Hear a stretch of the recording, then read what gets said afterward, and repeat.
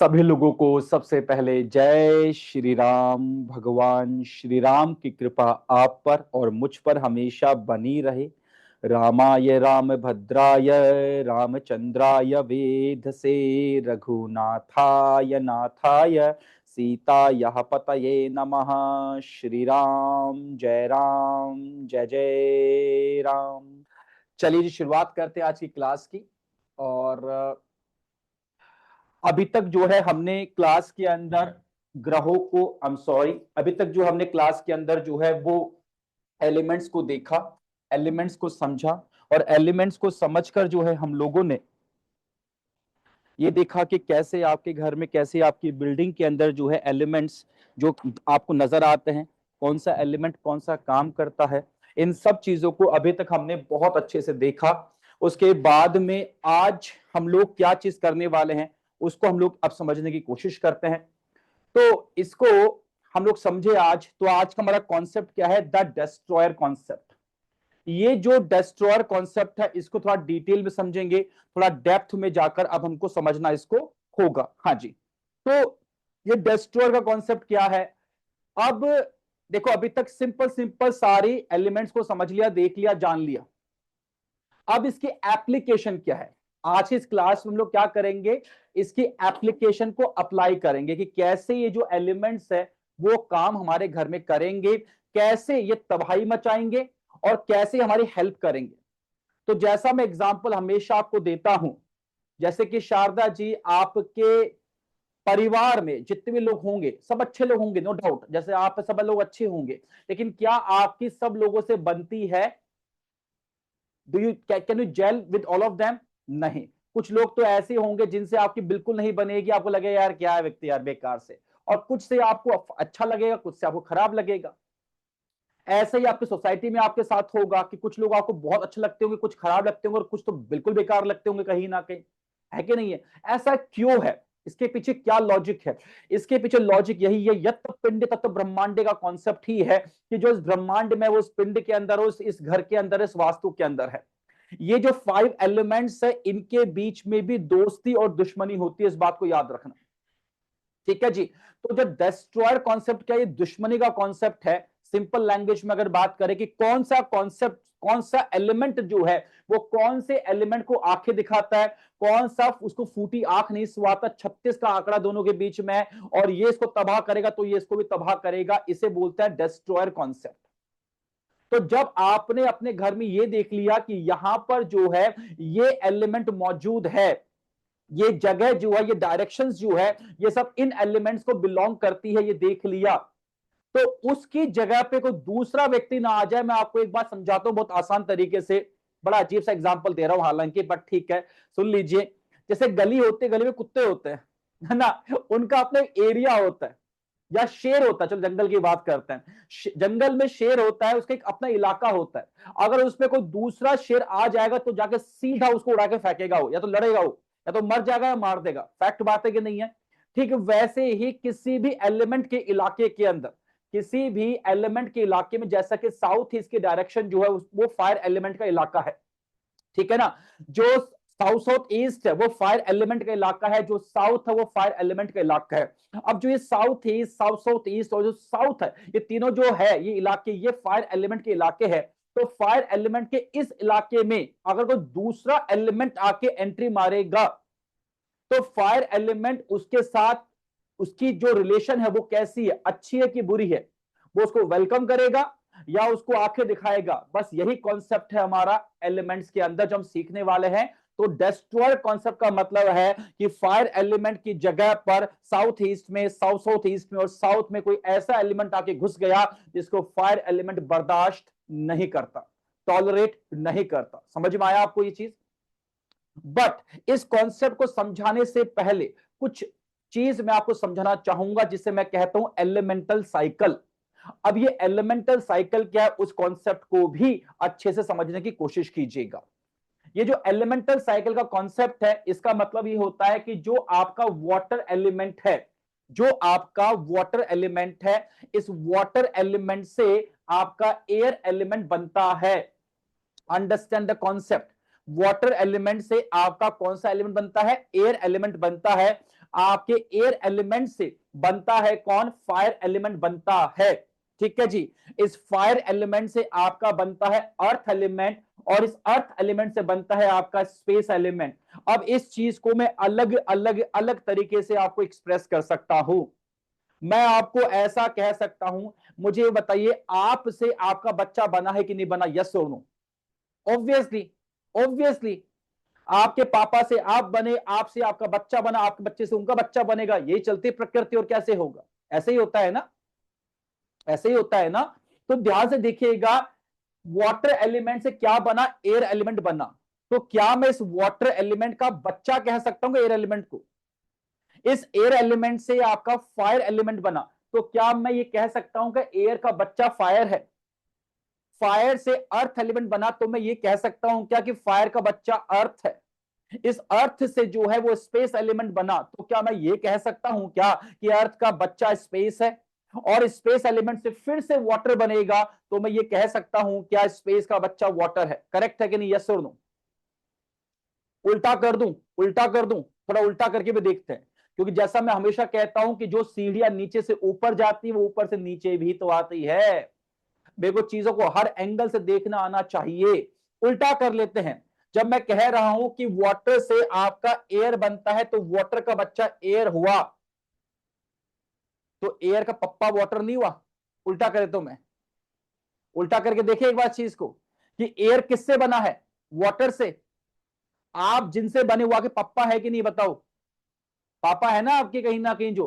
तो एयर का पप्पा कौन हो गया? वाटर। वाटर किससे बना है? स्पेस से बना है। तो वाटर का पप्पा कौन हो गया? स्पेस। स्पेस किससे बना हुआ है? अर्थ से बना हुआ है। तो अर्थ का, सॉरी, स्पेस का पप्पा कौन हो गया? अर्थ। ठीक है जी। और अर्थ किससे बना? फायर से बना है। तो अर्थ का पप्पा कौन हो गया? फायर। बात समझ में आ गई? फायर बनी आपके किससे? एयर से। तो फायर का पप्पा कौन हो गया? एयर एलिमेंट हो गया। क्या ये पूरा समझ में आया? सिंपल यूं चलोगे तो बच्चा पैदा होता चला जाएगा, और उल्टा चलोगे तो वो आपका पप्पा, यानी वो कैटेगरी आ जाएगी। जैसे कल हमने पितृ पूजन किया, अब उस पितृ पूजन ने क्या किया कि आके पप्पा, फिर उनके पप्पा, फिर उनके पप्पा, हम क्या कर रहे हैं वहां पे? हम रिवर्स में चल रहे हैं एक्चुअल में। वहां पे ये जो लोग नहीं है उनका पितृ पूजन हम लोग कर रहे हैं। करेक्ट बात है? यस और नो? तो उल्टा चल रहा है। तो आपका कोई बच्चा है तो उसके पप्पा आप हो, सिंपल सी बात है। तो ये कॉन्सेप्ट आपको पता होना चाहिए। बात समझ में आ गई? ठीक है जी, बात समझ में आ गई। अब द डेस्ट्रॉयर का कॉन्सेप्ट क्या कहता है, पहले उसको समझ लीजिए। डेस्ट्रॉयर का कॉन्सेप्ट कहता है साहब कि जो आगे पीछे है, मैं आज दो तरीके सिखाऊंगा इस चीज को, जो समझ में आप पकड़ लीजिए। पहला जो हमेशा सिखाता हूं, जो आगे पीछे है उनको छोड़ दो। डेस्ट्रॉयर का कॉन्सेप्ट क्या कहता है? वो कहता है कि जो आगे पीछे है उनको छोड़ दो और बाकी सबको तोड़ दो। जो आगे पीछे है उनको छोड़ दो और बाकी सबको तोड़ दो। अब मुझसे, अब मेरे आगे कौन है? मेरा बच्चा। और मुझसे पहले कौन है? मेरा पप्पा। मेरी बात समझ रहे हो? तो पप्पा बच्चा को छोड़ दो और बाकी सबको तोड़ दो। That's it. ये बात समझ में आ गई आप लोगों को? कॉन्सेप्ट समझ में आ गया आप लोगों को? इसको मैं आपको और समझाता हूं इसी तरीके से। हमारे यहां कहते हैं साहब, पहली पीढ़ी यानी फर्स्ट जनरेशन कमाती है, मेहनत करती है। सेकंड जनरेशन उसको संवारती है, और थर्ड जनरेशन उसको उड़ाती है, यानी उसको खत्म कर देती है। बात ये कहने का मतलब ये है। मेरी बात समझ में आ रही है आपको? है बात समझ में आ रही है? तो ध्यान से देखेंगे तो भी आपको कॉन्सेप्ट समझ में आ जाएगा जो मैं बताने की कोशिश कर रहा हूं। पहला तो कॉन्सेप्ट यही हो गया, जो आगे पीछे उनको छोड़ दो बाकी सबको तोड़ दो। तो ये भी समझ में आपको आ गया होगा कैसे करना है। पहले इससे सिखा देता हूं आपको मैं, देखिएगा ध्यान से, या ध्यान से देखिएगा कि अर्थ, चलो मैं अब क्या एक काम करता हूं,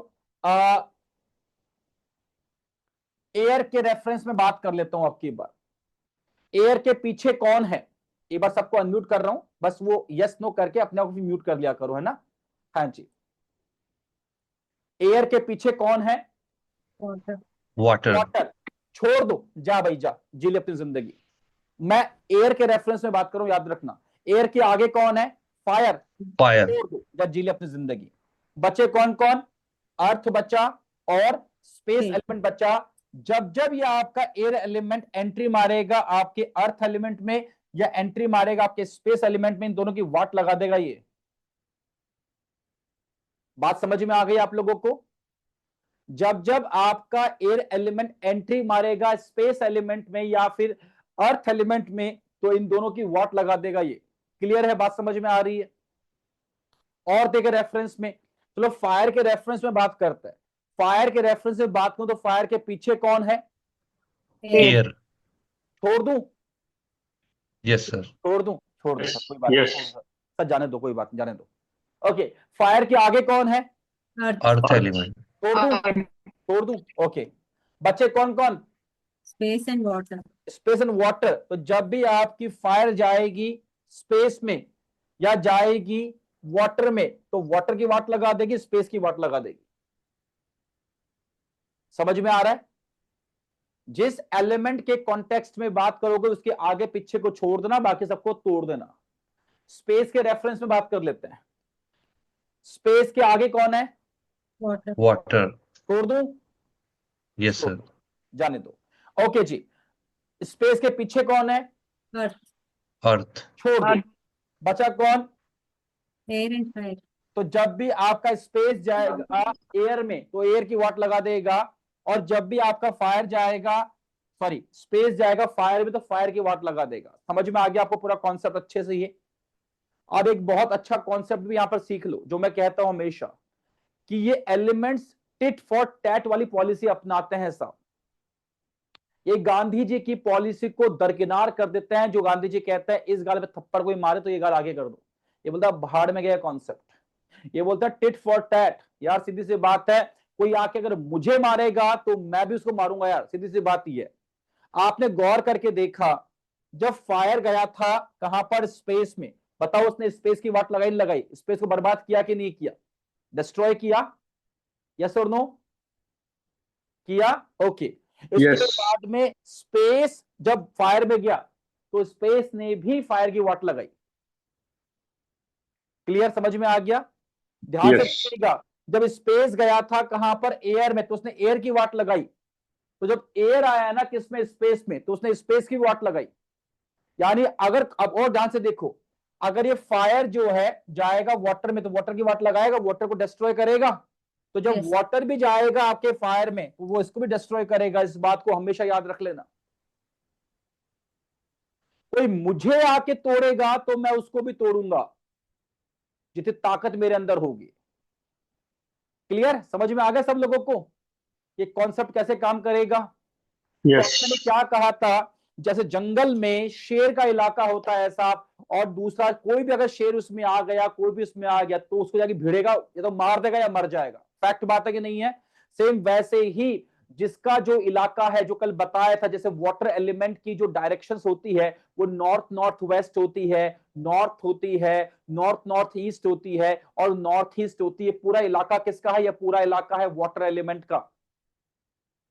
और जब इस वाटर एलिमेंट में कोई दूसरा एंटी एलिमेंट जो बाकी सबको तोड़ दो वाली बात है, यानी जब भी फायर घुसेगी इसके अंदर, ठीक है जी, या जब भी उसमें अर्थ घुसेगी इसके अंदर, तो क्या होगा? डेवस्टेशन होगा। निश्चित रूप से बात है।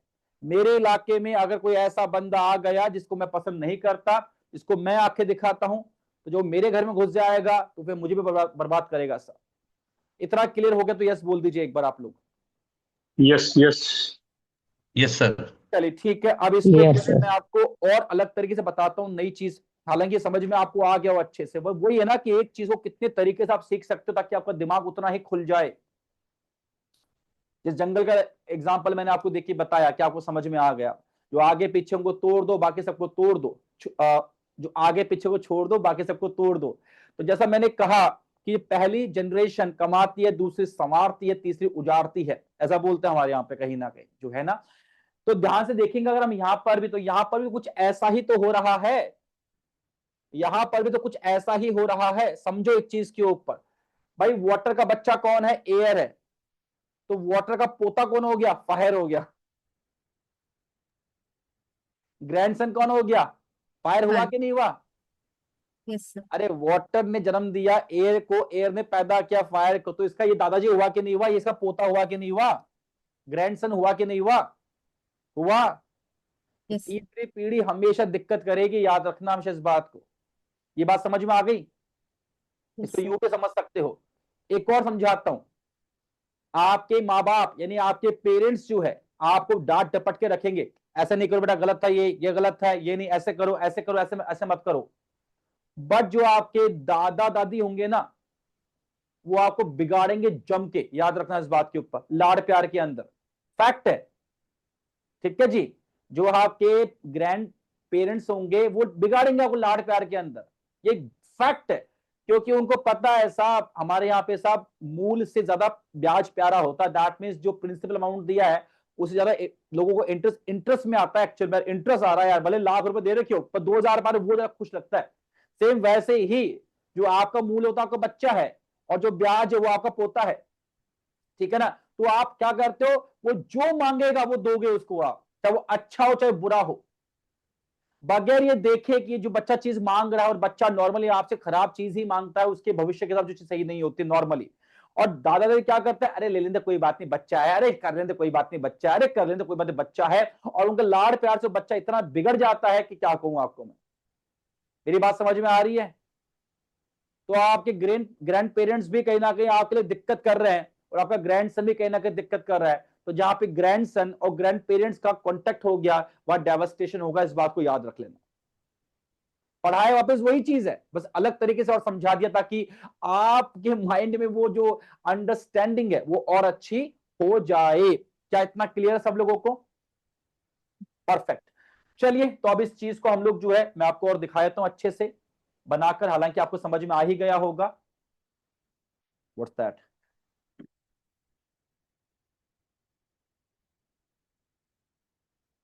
अब समझिएगा चीजों को अच्छे से कि जो आपका वाटर एलिमेंट है वो किस किस को नुकसान पहुंचाएगा। वो नुकसान पहुंचाएगा फायर को, और वो नुकसान पहुंचाएगा आपके अर्थ एलिमेंट को। आप चाहे तो लिख सकते हैं इस चीज को, ठीक है। जब जब वाटर जाएगा अर्थ में, बता चुका हूं कैसे काम कर रहा है पूरा पूरा। ये थर्ड और फोर्थ नंबर पे आते हैं, बाकी सबको तोड़ दो वाला कॉन्सेप्ट है।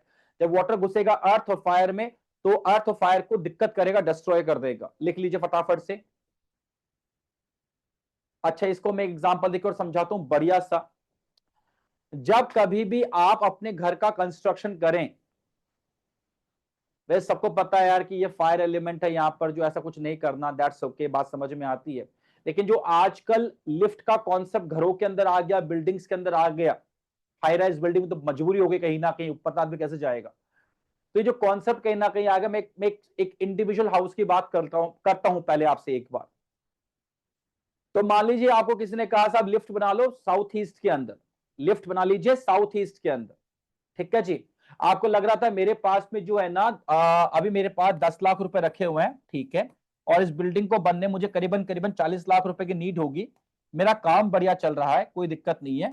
तो हर महीने मेरे पास में 4-5 लाख रुपए आ जाते हैं मेरे पास में, दुकान से, शोरूम से, मेरे काम धंधे से।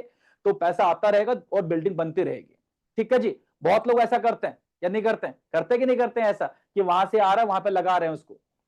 अब सोच कर देखिएगा, आपको लिफ्ट बनानी है तो लिफ्ट के लिए पहले खड्डा खोदा जाता है, पहले प्रोविजन वहां पे दिया जाता है उस चीज के लिए अलग से। होता कि नहीं होता ऐसा?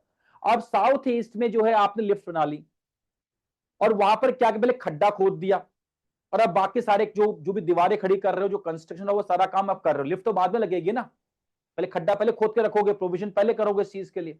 अब जैसे ही आपने खड्डा खोद दिया साउथ ईस्ट डायरेक्शन के अंदर, अब प्रॉब्लम पता है क्या हो जाएगी?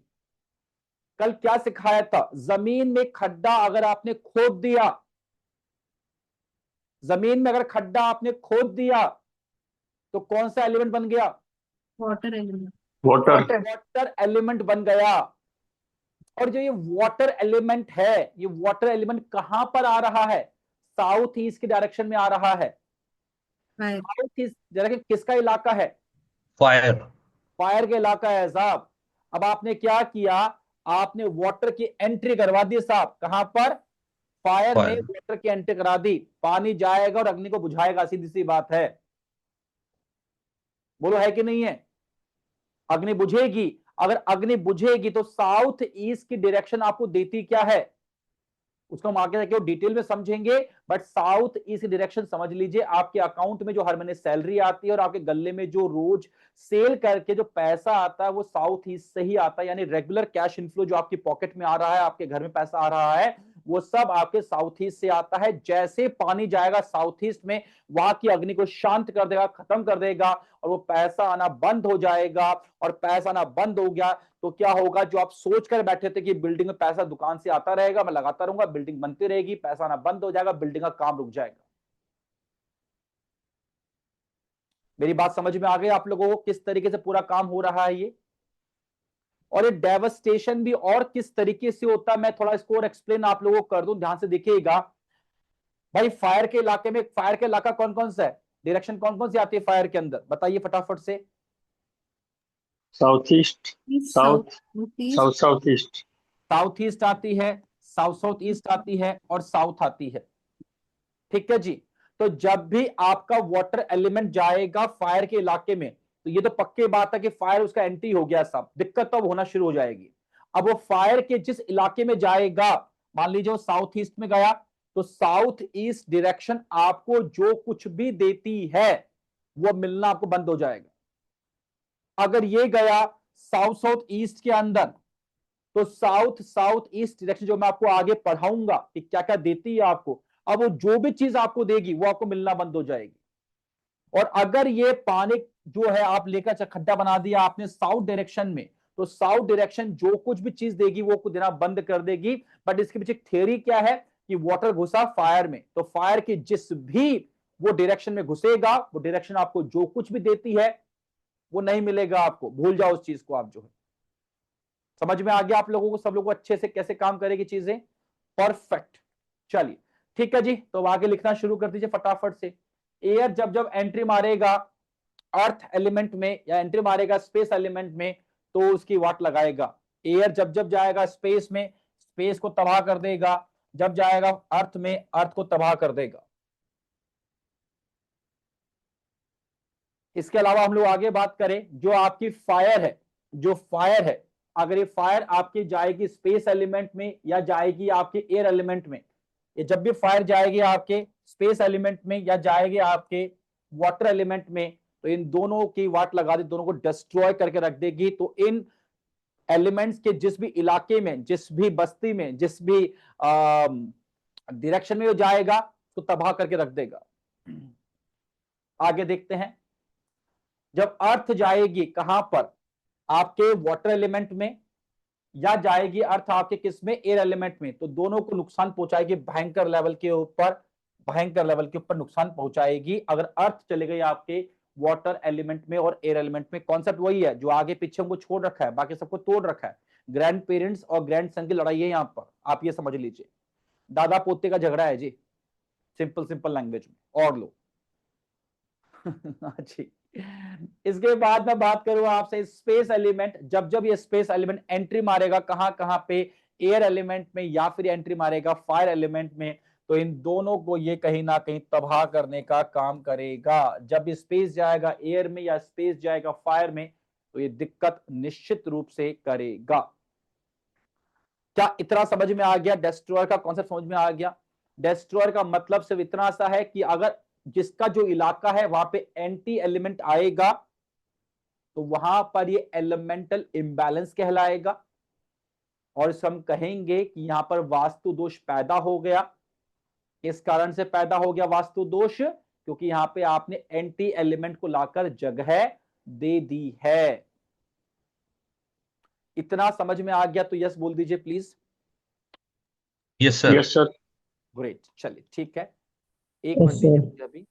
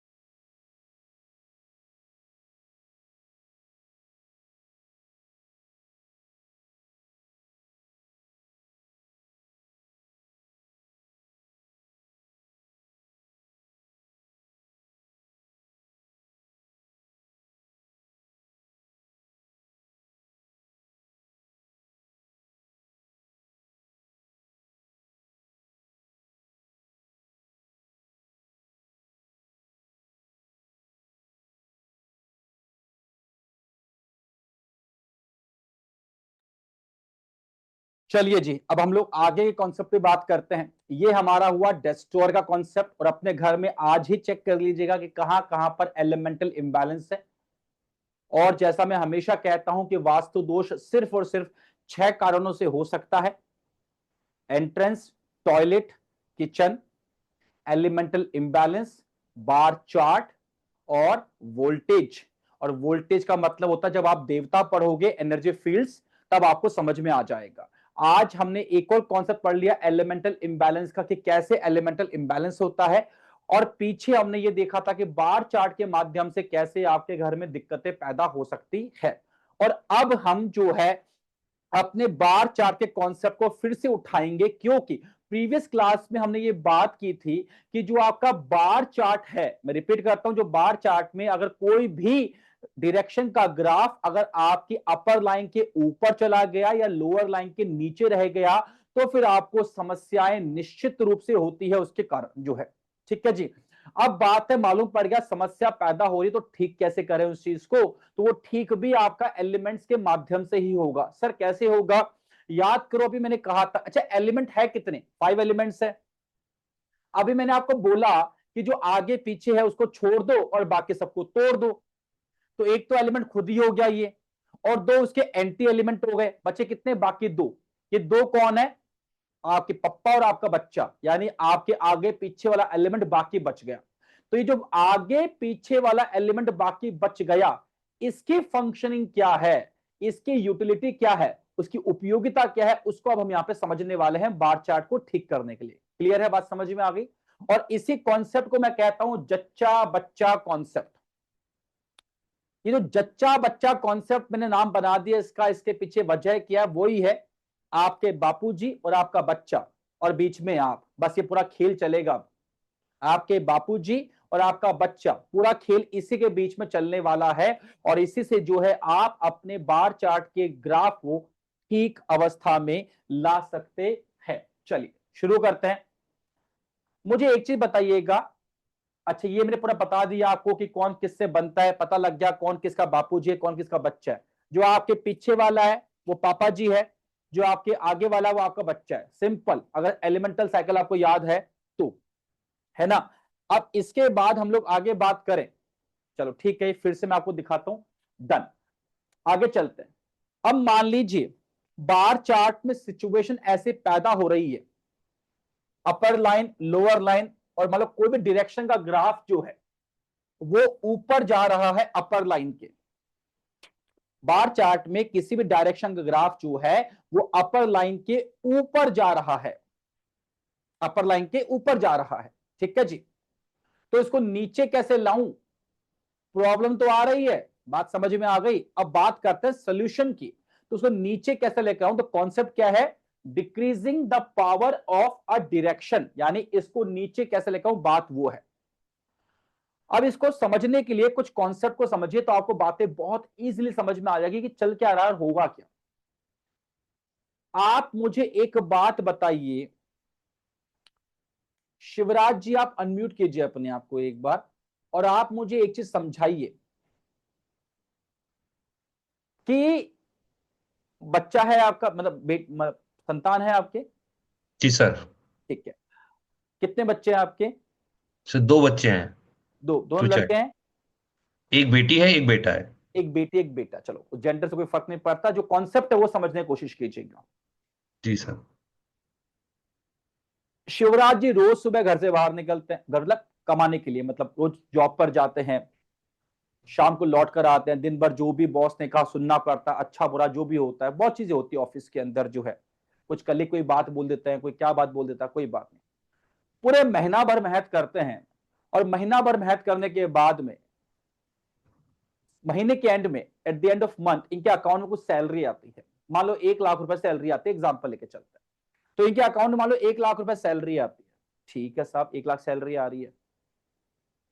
ये 1 लाख रुपए किसने कमाए हैं? ईमानदार से बताना, आपने कमाए कि आपके बच्चों ने कमाए? प्रैक्टिकली बात कर रहा हूं, किसने कमाए? सर जी मैंने कमाया सर। Obviously second. आप ही ने कमाए भैया। सुबह आप उठे हो 6 बजे, आप सारे काम कर करा के 9 बजे भागे हो ऑफिस के लिए, वहां जाके 6 बजे तक आपने मेहनत की है वहां पे, फिर रात को आके आराम किया, खाना खाया, फिर सुबह भाग गए वापस से। पूरी मेहनत तो आपने की है। आपके बच्चों ने क्या किया इसके लिए? कुछ ना किया उन्होंने इसके लिए। तो हम प्रैक्टिकली बात कर रहे हैं, हम लोग हाइपोथेटिकली नहीं जी मेरे बच्चे, वैसी बातें नहीं कर रहे हैं हम लोग, हम बहुत प्रैक्टिकल बात कर रहे हैं।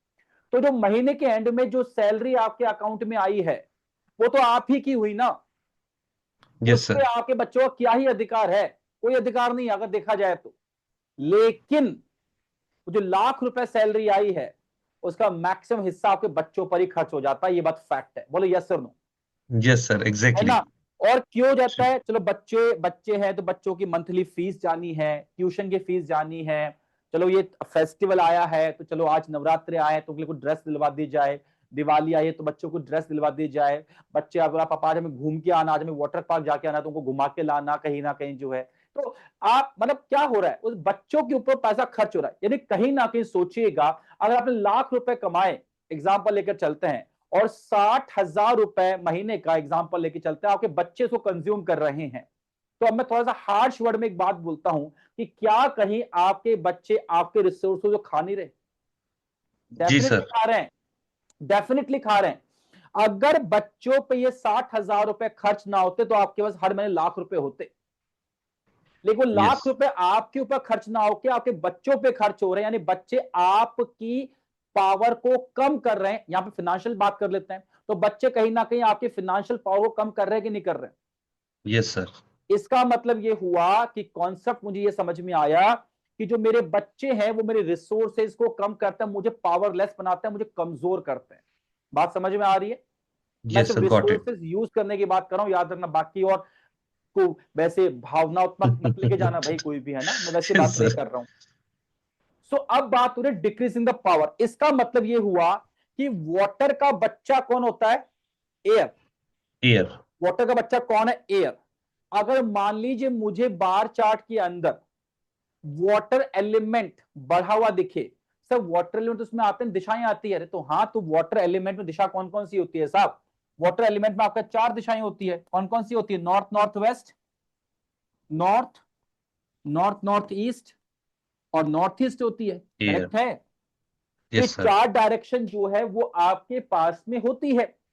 अब मान लीजिए चारों डायरेक्शन, कोई भी डायरेक्शन अगर बार चार्ट में अपर लाइन के ऊपर जा रही है तो मैं यही कहूंगा वाटर एलिमेंट की कोई डायरेक्शन जो है वो अपर जा रही है, ऊपर जा रही है, हैच के नीचे लाना है। तो वाटर का बच्चा कौन है? एयर है। एयर। तो मैं एयर एलिमेंट को जो है वो क्या करूंगा, यहां पर वाटर के पास ले आऊंगा, तो उसको खाना शुरू कर देगा, वो उसको कंज्यूम करना शुरू कर देगा। इस बात को याद रखिएगा, वो उसको कंज्यूम करना शुरू कर देगा। जैसे आपका बच्चा आपके रिसोर्सेज को खा जाता है, वैसे ही एलिमेंट का बच्चा अगर उसके पास आएगा, उसके इलाके में आएगा, अगर एयर एलिमेंट वाटर के इलाके में आएगा तो अपने पप्पा के रिसोर्सेज को खाना शुरू कर देगा। खाना शुरू करें मतलब ये जो यहां पर इसका इंपैक्ट है वो ऑटोमेटिकली डिक्रीज हो जाएगा। तो जब भी आपको अपर लाइन के ऊपर कोई ग्राफ जा रहा हो उसको नीचे गिराना है, तो सबसे पहले देख लो कि वो किस एलिमेंट में आता है, वो डायरेक्शन जो है वो किस एलिमेंट में आती है। और वो जो डायरेक्शन जिस एलिमेंट में आती है उसका जो बच्चा होगा, उस बच्चे को आप उस एलिमेंट की जगह पर, उस डायरेक्शन की जगह पे ले आना, तो आपको निश्चित रूप से फायदा हो जाएगा। फॉर एग्जांपल देके समझाता हूं, वो देखिएगा कैसे। आपने कहा सर नॉर्थ की डायरेक्शन मेरी बहुत ताकतवर हो रही है सर, ऊपर जा रही है। ठीक है, जा भाई। नॉर्थ डायरेक्शन किस में आती है? वाटर एलिमेंट में आती है। ठीक है साहब, वाटर का बच्चा कौन है? एयर है। तो मैं क्या करूंगा, जो भी एयर एलिमेंट की चीजें हैं उसको नॉर्थ में लाके रखना शुरू कर दूंगा जिससे नीचे आ जाए। अभी एयर एलिमेंट की चीजें क्या क्या होती है? पेड़ पौधे होते हैं क्या? तो मैं क्या बोलूंगा, नॉर्थ में प्लांट्स लगा दो आप। Green colour, green colour air element का होता है क्या? तो मैं कहूंगा आपके जो है नॉर्थ में ग्रीन कलर कर दीजिए आप, ग्रीन पर्दे लगा दीजिए आप। मेरी बात समझ में आ रही है आपको कि किस तरह से इसको यूज करेंगे हम लोग जो है उसको? इस प्रकार से हम लोग यूज करेंगे। तो यहां पे समझाता हूं आपको मैं कि वाटर का बच्चा कौन है। अगर मान लीजिए आपके घर में वाटर एलिमेंट की डायरेक्शंस अपर लाइन के ऊपर जा रही है, तो कम करने के लिए क्या करना पड़ेगा, एयर को लाना पड़ेगा। किसको लाना पड़ेगा, आपको एयर को लाना पड़ेगा। ठीक है जी। तो जो भी चीजें एयर एलिमेंट को बिलोंग करती, जो सब चीज लिखवाई है मैंने आप लोगों को, तो जो भी चीजें एयर एलिमेंट को बिलोंग करती है वो सब लाके उस दिशा में रखना शुरू कर देना जो कि बार चार्ट में ऊपर जा रही है, तो वो ऑटोमेटिकली दबना शुरू हो जाएगी। जैसे बच्चा आपके रिसोर्सेज खाता है, सेम वैसे ही। सर एयर एलिमेंट चीजें कौन कौन सी होती है बताई थी आप लोगों को मैंने, फिर ये बताता हूं आपको, वापस देखिएगा। जैसे कि आपकी शाफ्ट हो गई, जैसे कि आपकी बालकनी हो गई, जैसे कि आपकी गार्डन हो गए, प्लांट्स हो गए, ट्रीज हो गए, है ना, ग्रीन कलर हो गया, ब्राउन कलर हो गया, रेक्टेंगल शेप हो गई, और स्टेनलेस स्टील की कोई चीज हो गई। ठीक है जी। तो इस प्रकार से जो है वो आप अगर वाटर एलिमेंट की जगह पे लाके एयर एलिमेंट को रख देंगे तो उसकी पावर डिक्रीज होना शुरू हो जाएगी। इतना क्लियर हो गया आप लोगों को? Perfect perfect perfect. अब मान लीजिए आपका एयर एलिमेंट जो है वो उसकी पावर जो बहुत ज्यादा आ रही है, कोई डायरेक्शन जैसे ईस्ट नॉर्थ ईस्ट है, ईस्ट साउथ ईस्ट है, तीन डायरेक्शन आपकी एयर एलिमेंट में आती है। और मान लीजिए वो जो है वो अपर लाइन के ऊपर जा रही है, तो एयर का बच्चा कौन होता है, फायर होता है। तो मैं क्या करूंगा, जहां पर एयर एलिमेंट वहां पे फायर को लागे जगह मैं दे दूंगा, और फायर जब वहां पर आएगी, फायर जब वहां पर आएगी तो एयर को कम कर देगी। फायर में क्या क्या चीजें आती है मैंने बताई थी आप लोगों को, कि फायर प्लेस आता है, सिगड़ी, कोई भी चीज जो हीटिंग ऑब्जेक्ट है वो इसमें काउंट होता है। रेड फैमिली पूरी की पूरी यहाँ पे काउंट होती है। आपका ट्राइंगल पूरा इसमें काउंट होता है, कॉपर इसमें काउंट होता है। तो जो जो चीजें आपके फायर एलिमेंट को बिलोंग करती है उसको एयर एलिमेंट की उस डायरेक्शन में लाके रख देना जो कि अपर लाइन के ऊपर जा रही होगी, वो ऑटोमेटिकली रिड्यूस होना शुरू हो जाएगा। और देखते हैं फायर एलिमेंट, अगर अपर फायर एलिमेंट की कोई भी direction south east, south south east और साउथ, अगर वो अपर लाइन के ऊपर जा रही है तो मुझे उसके बच्चे को लाना पड़ेगा। बच्चा कौन है उसका, अर्थ एलिमेंट। बच्चा कौन है उसका, अर्थ एलिमेंट। तो मैं अर्थ एलिमेंट को जो है वो क्या करूंगा, फायर की जगह पे लाकर खड़ा कर दूंगा। अर्थ की चीजें कौन कौन सी होती है आप सभी लोग जानते हैं, जमीन के ऊपर कुछ भी कंटेन करोगे वो क्या बन जाएगा आपका, अर्थ एलिमेंट बन जाएगा। तो ओवरहेड वाटर टैंक ला सकते हैं, ला सकते हैं स्टोर रूम ला सकते हैं, ला सकते हैं एल्बिरा ला सकते हैं, ला सकते हैं कोई भी चीज आप यहां पर ला सकते हो। शाफ्ट इज रॉन्ग, शाफ्ट यहां पे गलत है ना, हाँ जी। वार्डरोब ला सकते हैं आप कहीं ना कहीं जो है, ओके जी। और कोई भी स्टोरेज की चीज आप यहां पर ला सकते हो, यहां पर येलो कलर ला सकते हो, येलो फैमिली ला सकते हो आप जो है। और स्क्वायर कलर की कोई शेप ला सकते हो, यहाँ पे स्क्वायर शेप जो मैंने कहा था अर्थ की होती है, या ब्रास जो उसका होता है। कहने का मतलब है अर्थ एलिमेंट जो आपको साक्षात दिखाई देता है, या फिर वो सीएसएम के रूप में, कलर के रूप में, शेप के रूप में, मेटल के रूप में, आप जो उसको लाके फायर एलिमेंट की उस डायरेक्शन पे रख दो जहां पर वो अपर लाइन के ऊपर जा रहा है, तो वो ऑटोमेटिकली बैलेंस होना शुरू हो जाएगा। इसके बाद हम लोग आगे बात करते हैं, देखते हैं ध्यान से। अर्थ एलिमेंट अगर मान लीजिए आपका बार चार्ट में अपर लाइन के ऊपर जा रहा है, तो अर्थ एलिमेंट में डायरेक्शन कौन कौन सी आती है, साउथ साउथ वेस्ट आती है और साउथ वेस्ट आती है। अगर ये अपर लाइन के ऊपर जा रही है तो उसके बच्चे को ले आओ। अर्थ का बच्चा कौन होता है, स्पेस इसका बच्चा होता है। तो स्पेस को आप ले आओगे यहाँ पे तो ये रिड्यूस होना शुरू हो जाएगा। स्पेस की चीजें क्या क्या होती है सब चीजें बताई थी आपको मैंने। ओपन टू स्काई एरिया इसमें काउंट होता है। आपकी white family and white colour जो पूरा इसमें काउंट होता है। सिल्वर कलर इसमें काउंट होता है। राउंड शेप की चीज इसमें काउंट होती है। और इसमें जो है आपका आयरन काउंट होता है। तो अब वहां पर लाके उन सब चीजों को रखोगे तो फायदा हो जाएगा। अपने घर में एक जिम बना लो, फिटनेस सेंटर बना लो, वो जिमिंग भी करो, लोहे का होता है पूरा, वो लाके रखोगे ऑटोमेटिकली रिड्यूस होना शुरू हो जाएगा। ओके जी। मान लो स्पेस एलिमेंट की जो डायरेक्शंस है west south west, west west north west और नॉर्थ वेस्ट, अगर मान लीजिए अपर लाइन के ऊपर जा रही है, अपर लाइन के ऊपर जा रही है, तो उस केस में स्पेस का बच्चा कौन है, वाटर। तो वाटर को उस पर्टिकुलर डायरेक्शन में लाके रख देना तो वो ऑटोमेटिकली क्या होना शुरू हो जाएगी, वो रिड्यूस होना शुरू हो जाएगी। वाटर एलिमेंट की चीजें क्या क्या होती है आप सभी लोग जानते हैं। जमीन में खड्डा खोदोगे किसी भी रूप में जो है, तो वो आपका, एक मिनट,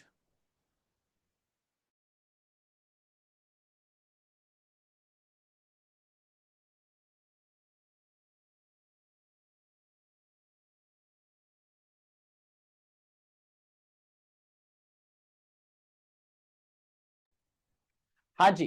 तो वाटर एलिमेंट में क्या क्या काउंट होता है? जमीन में खड्डा खोदकर कोई भी चीज अगर आप रखोगे तो फायदा होगा।